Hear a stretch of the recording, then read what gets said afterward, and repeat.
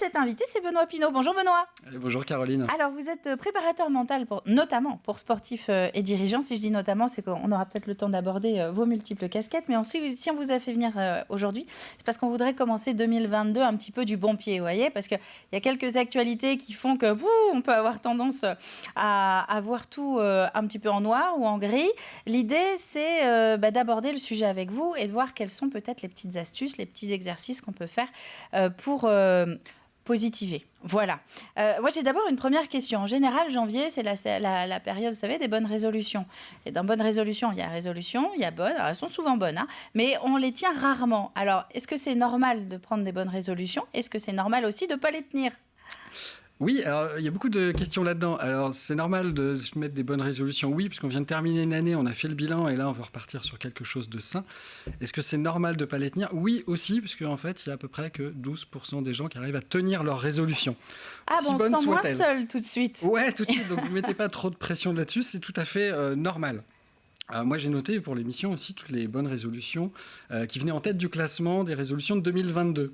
Donc en 3, c'était de dormir plus. En 2, de profiter du moment présent. Et en premier, ce qui arrive en tête du classement, c'est tout simplement de manger de manière plus équilibrée. Okay. Est-ce que ça veut dire qu'on sent qu'il y a un petit peu un effet quand même crise sanitaire, tout ça, on réfléchit à se recentrer sur nous et peut-être plus sur la cellule familiale, alors en ce début 2022 ? Oui, sur ces résolutions-là, oui. Mais les résolutions, ça ne date pas du Covid. On avait déjà la possibilité, on se mettait toujours des résolutions avant et pour autant, ça ne tenait pas non plus.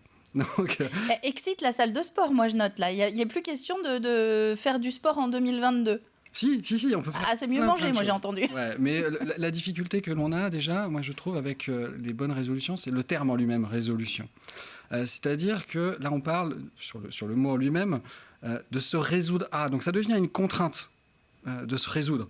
C'est-à-dire on sait qu'on doit changer, puis d'ailleurs ça peut venir des autres qui nous disent « ouais, tu devrais maigrir, tu devrais faire du sport, tu devrais faire ceci ».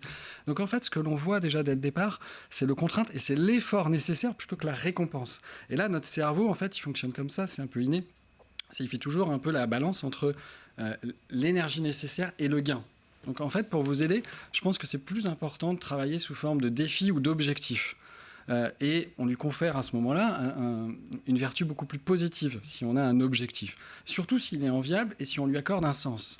Donc c'est y aller de petit à petit et puis des choses atteignables, c'est ça ? Parce que quand on y arrive, ça motive pour la suite ? Oui, aussi. Alors c'est vrai que souvent, on n'arrive pas à atteindre nos objectifs parce qu'on s'en met trop.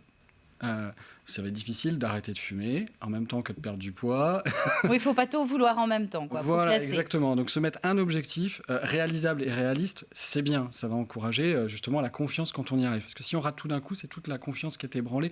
Puisque c'est pas si vous décidez de perdre du poids et d'arrêter de fumer, au moment où vous craquez sur la cigarette, vous allez vous remettre à manger en même temps. Donc on s'en met un.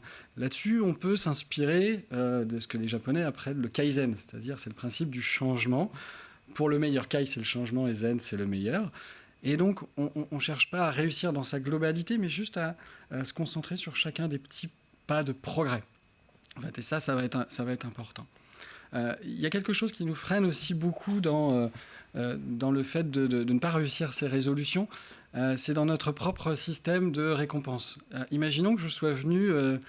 et depuis le début de l'année, je me suis dit, tiens, je vais arrêter le café. Je me retrouve sur votre plateau télé. Ah moi, dès le 3 janvier, je peux pas, là. Voilà, et devant moi, je découvre qu'il y a une magnifique cafetière et je sens déjà l'odeur du café et qui m'appelle à tous les ancrages et tous les souvenirs positifs que j'ai du café, déjà. Et j'en salive rien qu'à regarder la tasse et j'ai déjà l'envie de me servir une tasse de café, alors que potentiellement, j'aurais décidé d'arrêter il y a 3 jours.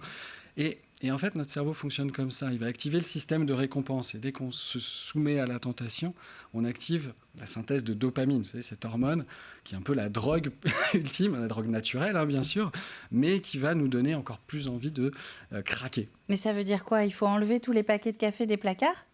Ça peut être une bonne idée si vous avez décidé d'arrêter de boire du café, mais surtout qu'il faut se donner un plan, déjà de comprendre en fait le sens de votre objectif. Si vous voulez arrêter le café, très bien, mais en fait, qu'est-ce que ça va vous amener d'arrêter le café ? C'est pareil si vous voulez perdre du poids ou si vous voulez arrêter la cigarette ou quoi que ce soit d'autre. Vraiment, qu'est-ce que ça va vous amener au-delà de l'arrêt ? C'est-à-dire, là, faites-le sous forme d'objectif. Qu'est-ce que vous voulez vraiment, à quoi vous voulez aboutir ? Okay. Donc, si je comprends bien, les bonnes résolutions, finalement, le gros du travail, c'est presque avant pour essayer de choisir ces résolutions, pour bien réfléchir pourquoi celle-ci plutôt que celle-ci. Et une fois qu'on a fait sa bonne liste, elles sont presque assurées d'être tenues. Alors assuré, non. On a dit qu'on positivait. Oui, mais je veux pas vous raconter non plus des salades. On part de 12%, on va déjà essayer d'augmenter le ratio pour y arriver. L'idée, c'est effectivement, on va se mettre le plus d'astuces possible, et c'est donc de suivre cet objectif. Là, effectivement, on va plus dans la méthode Coué, c'est-à-dire de se noter l'objectif et d'apprécier chacun des résultats. Pour quelqu'un qui va fumer, tous les jours, c'est une victoire. Une journée sans la cigarette, c'est une victoire. Et c'est déjà de l'apprécier, par exemple, justement d'avoir une meilleure haleine, d'avoir une forme qui revient, etc., au fur et à mesure du temps. Donc c'est déjà de savourer tous les petits succès. Il y a une chose qui va être importante, puisqu'on parle de succès, on va parler d'échec aussi. Effectivement, il faut prendre en compte que même si on a tout prévu, malgré tout... On peut ne pas y arriver. Ah ouais, on peut échouer. Et c'est pas grave, ça arrive. On n'est pas à l'échec, on doit se dissocier de ça. C'est-à-dire que, en fait, dans chaque tentative, il y a une information. C'est-à-dire qu'on peut savoir qu'est-ce qui a fait que cette fois-ci, je n'ai pas réussi. Qu'est-ce qui fait que la prochaine fois que je vais tenter, je vais y arriver. Vous savez ce que disait Churchill, la réussite, c'est d'aller d'échec en échec en gardant son enthousiasme. Et donc ça, c'est super important dans la logique. Et alors, il y a quelque chose, Benoît, que vous avez cité, c'est la méthode Coué. Et moi, j'avais noté sur mon petit bout de papier, justement, est-ce qu'elle marche toujours, cette méthode ? Ou est-ce que c'est un vieux truc qu'on a un peu relégué aux archives ? Tout comme le célèbre « je vais bien, tout va bien ». Voilà. Est-ce qu'à force de se le dire, ça peut marcher ? Pour certains, oui. En fait, c'est comme toute méthode. Ça fonctionne chez certains, moins chez d'autres. En fait, c'est à chacun de définir ce qui va justement fonctionner.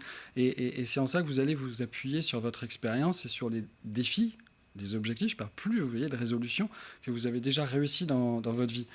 Sur quelles ressources vous vous êtes appuyé ? Est-ce que c'est sur votre agilité, votre détermination, votre assurance ?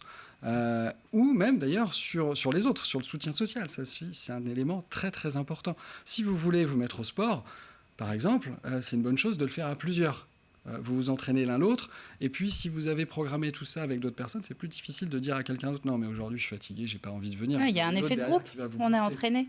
Ah là, exactement. Et c'est plus difficile de décevoir quelqu'un d'autre que de se décevoir soi-même. Donc quand vous avez pris l'engagement avec un autre, c'est encore plus fort. Bon, alors on a fait un bon petit point sur ces bonnes résolutions, ou c'est sur ces résolutions.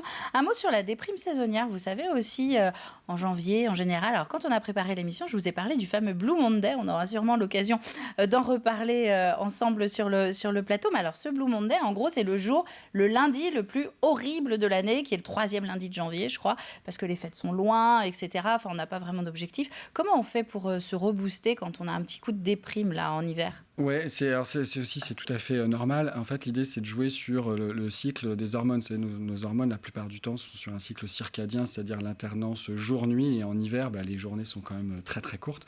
Et l'idée, c'est de retrouver justement de quelque chose de naturel. Donc, le plus possible d'aller à l'extérieur pour essayer de retrouver, j'ai vu la météo tout à l'heure, c'est pas folichon, pour essayer de retrouver 20 minutes. On a annoncé quelques éclaircies pour cet après-midi. Profitez des éclaircies pour sortir à peu près 20 minutes de marché. Et puis surtout, l'élément clé, en fait, c'est suffisamment de sommeil. On s'endort très très tard, même l'hiver. Vous levez-vous très très tôt. Donc l'idée, c'est quand même d'avoir des cycles de sommeil qui sont très très importants. Donc l'idée, c'est vraiment de privilégier notre cycle naturel pour affronter la déprime. Alors bien sûr, il y a plein d'autres astuces. Là, on sort d'une période où on a fait les fêtes, on a eu de l'alcool, des aliments gras, sucrés. Effectivement, c'est pas ce qui aide, justement, dans la déprime, bien au contraire. C'est pas l'alcool qui rend festif. Donc, effectivement, de se remettre à une alimentation plus saine. Le sommeil, c'est 8 heures par jour, c'est ça pour un adulte ? Ça dépend pour chacun, encore une fois. Il y a des personnes qui vont avoir besoin de 6 heures, ils vont être très très en forme. Donc c'est de respecter votre propre cycle de sommeil, celui qui vous convient. Eh bien, merci Benoît Pinault. Moi, je vais rajouter une chose pour être super en forme, c'est de suivre la matinale, évidemment, du lundi au vendredi sur TV Vendée. Elle était facile, il fallait que je la fasse. Merci Benoît Pinault. Donc je rappelle, vous êtes préparateur mental pour sportifs et dirigeants. Et mon petit doigt me dit qu'on vous reverra bientôt sur l'antenne de TV Vendée. Eh bien, avec plaisir. À très bientôt. Merci à vous.